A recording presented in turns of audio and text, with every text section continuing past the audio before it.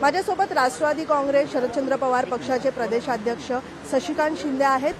शिंदे साहेब, खरं तर मुंबईच्या स्वच्छतेचा प्रश्न हा सध्या गांभीर्यानं कोणी घेताना पाहायला मिळत नाहीये। पालिका प्रशासनाकडनं अनेक दावे जे आहेत वारंवार नालेसफाईसाठी असतील किंवा मग सध्या लोकशाही मराठीनं जी जुहू बीचची मोहीम राबवलेली आहे, संपूर्ण टनभर प्लास्टिकचा कचरा तिथे आजही पाहायला मिळतोय। 18 दिवस झालेत आम्ही तिथे रियालिटी चेक करतोय। कोणी गांभीर्यानं का घेत नाही मुळात हा प्रश्न आहे, कारण पालिका प्रशासनाकडनं टेंडर जे आहेत ते अनेक काढले गेलेले आहेत। ट्रॅश बूम असतील म्हणजे नाल्यांवरती लावणारे झाकण असतील त्याच्यापासून ते अगदी कचरा साफ करण्यासाठी कोट्यवधी रुपयांचा टेंडर काढला जातो, पण मात्र तो टेंडरचा संपूर्ण पैसा कुठे जातोय, कोणाच्या खिशात जातोय हे अद्यापही प्रश्न अनुत्तरित आहेत। काय या सगळ्या गंभीर परिस्थितीवरती तुम्ही सांगाल? खरं म्हटलं तर मुंबई महानगरपालिकेमध्ये सत्ता बदल झाला। सत्तेमध्ये असलेला भाजप आणि महायुती यांनी मुंबई फार हरित क्रांती करण्याचं आश्वासन दिलं। मला वाटतं की ही सत्ता घेण्याचा उद्देश एवढाच होता की त्यांच्या लाडक्या विकासकांना हे डेव्हलपमेंटसाठी करावं असा आमचा आरोप होता। तरीसुद्धा त्यांनी सांगितलं, महापौरांनी सांगितलं, मध्यंतरी प्रलय आला त्यावेळेला महापौरांनी सांगितलं की आम्ही ह्याच्यावर फार मोठ्या प्रमाणात काम करतोय, ज्याचा तुम्ही उल्लेख केला। मला वाटतं की समुद्रातून पण आता वापरायला शुद्ध पाणी करण्याचा नवीन पण प्रस्ताव हा देण्यात आला होता। पहिलं आहे ते पाणी शुद्ध ठेवावं, आहे ते कचरा काढण्याचा प्रयत्न करावा। मला कोट्यवधी रुपयाचे तुम्ही टेंडर काढता, पण आजही मला लोकशाहीचं धन्यवाद मानावं लागेल की तुम्ही सत्याच्या मागे सत्य परिस्थिती दाखवण्याचा प्रयत्न केलेला आहे। आज जर तिथे राहणाऱ्या मंत्री आहेत त्यांच्या मागे जर टनभर कचरा असेल आणि 8 किलोमीटरच्या अंतरापर्यंत सगळीकडे कचरा निघत असेल, ओहोटी लागली की तो कचरा सगळा बाहेर येतोय आणि तिथे सगळे देशभरातले जगभरातले पर्यटक येत आहेत। मला वाटतं की मुंबईमध्ये ज्यावेळेला मुंबई चौपाटी विकसित करण्याचा निर्णय झाला, मला वाटतं प्रमोद नवलकर होते, त्यांनी एक वेगळी कल्पना आणली आणि आज तिथं जशा पद्धतीने आहे त्याचा जूचा प्लॅन का नाही लोक करत? म्हणजे मुंबई चौपाटी तशीच आहे, ती विकसित झाली, ती डेव्हलपमेंट झाली, मग झूची चौपाटी अजूनपर्यंत तशीच का? महापौर फिरतात फक्त आणि ते फिरल्यानंतर कोण जर तिथं आढळला की त्याला फक्त निलंबित करतात। मला वाटतं आता त्यांनी ह्या कामाची सुरुवात करावी, नाहीतर जनता त्यांना निलंबित करेल असं वाटायला लागलं। 15 दिवसापासून आम्ही स्वतः महापौरांना विचारतोय, मी पाहणीसाठी जाणार, आजही त्या म्हणतायत, काल देखील प्रेस घेतली तेव्हा देखील त्या म्हणाल्या होत्या, पण आजही त्या तिथे फिरकलेल्या नाहीयेत।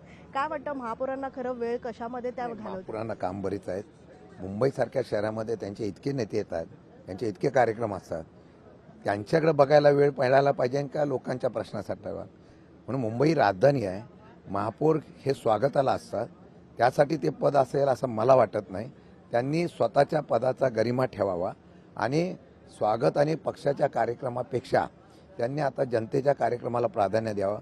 जर लोकशाहीने हा आवाज उठवला असेल तर त्या लोकशाहीच्या आजच्या आवाजाचं गांभीर्य लक्षात घेऊन मी अपेक्षा करतोय की निदान ही बातमी ऐकल्यानंतर महापौर उद्या तरी सकाळी, पण उद्या इथे ते कार्यक्रमाला असतील, ही कार्यक्रम संपल्यानंतर तरी मुंबईची लोकशाही अण्णाभाऊ साठेंनी ज्याप्रमाणे उपमा केलेली आहे त्याप्रमाणे त्या मुंबईची शान वाढवण्याचा प्रयत्न करतील। निश्चितच ज्या पद्धतीत काल एक मुद्दा पालिकेमध्ये गाजत होता तो म्हणजे पालिकेमधल्या सगळ्या अधिकाऱ्यांना किंवा मग जे नेते आहेत ज्यांना गाड्या दिल्या गेलेल्या आहेत, अगदी विरोधी पक्ष नेत्यांपासून जे गटनेते असतील, ह्या सगळ्यांना ज्या गाड्या दिलेल्या आहेत त्यावरनं आता त्या गाड्या नको आहेत। स्कॉर्पिओ एन ज्या गाड्या दिलेल्या आहेत त्या नको आहेत, इनोव्हा क्रिस्टा त्यांना पाहिजे आणि तसा प्रस्ताव देखील आता तयार करण्यात आलेला आहे। मग अशा सगळ्या नवीन गाड्यांसाठी प्रस्ताव तयार केला जातो, पण मुंबईकरांसाठी स्वच्छतेचा विषय असेल किंवा इतर विषय असेल याच्यासाठी महापालिकेकडे पैसे नाही आहेत का, असा पण प्रश्न उपस्थित होतो।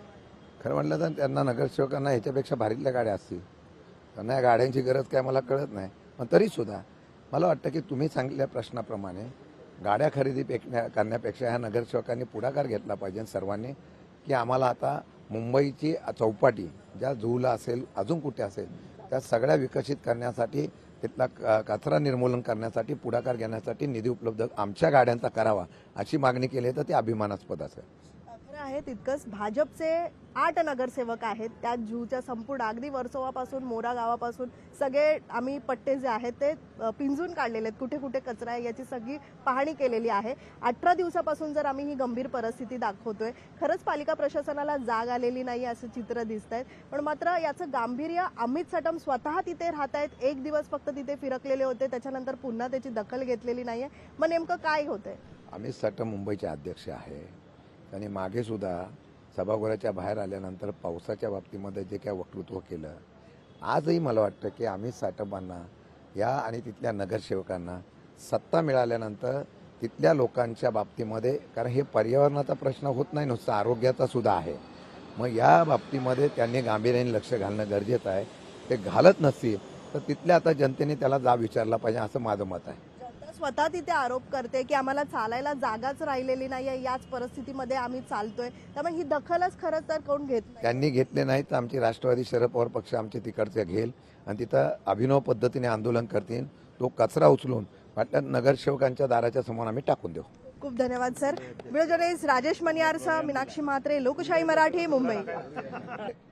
अगदी ज्युनियर इंजिनियर पासून सिओन पर्यंत आणि त्यांच्या मेहनतीच्या, त्यांच्या कष्टाच्या परिश्रमाला आज कुठेतरी एक यश मिळालंय. तर त्याच्यामुळे लोकशाही मराठी ऐका, पहा, जागरूक रहा.